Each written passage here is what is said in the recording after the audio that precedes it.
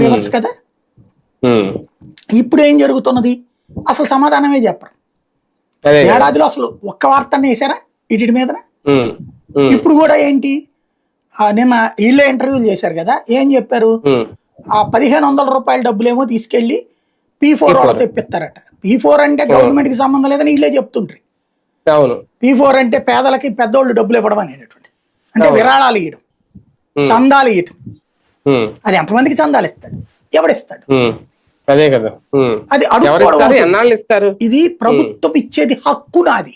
వీళ్ళు ఏమని చెప్పారు ఇంతకుముందు ఉపన్యాసాలు, ఎవడబ్బో సొమ్మిస్తున్నాడు, బటన్ మూలను కూర్చొని ముసలమ్మ కూడా ఇస్తుంది. అట్లాగే డబ్బులు వాళ్ళ జేబులో నుంచి, ఆడి జేబులో నుంచి ఏమైనా ఇస్తున్నాడు, ఇదే పదం వాడారు. వాడి జేబులో నుంచి ఏమైనా ఇస్తున్నాడా, భారతీయ సిమెంట్స్ తెస్తున్నాడా, ప్రజల సొమ్ము అన్నారు. అదే సందర్భంలో అంతకంటే నేను ఎక్కువ ఇస్తాను సంపద సృష్టించి మరి అని చెప్పారు.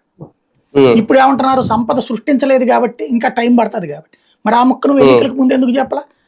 14.5 లక్షల కోట్లు అప్పు చేశారు అన్నప్పుడే నువ్వు ఇస్తానన్నా. ఇప్పుడు వచ్చేటప్పటికి ఏమంటున్నటువంటి పరిస్థితి ఇది అంటే, టోటల్ గా ఇదే లక్షల కోట్ల రూపాయలు కదా అప్పులు చెప్పింది ఇక్కడ. ఇది 8 లక్షల కోట్లు అన్నారు అప్పుడు. 8 కాదు, 7.5 లక్షల కోట్లు వీళ్ళు చెప్తున్నది వైసీపీ.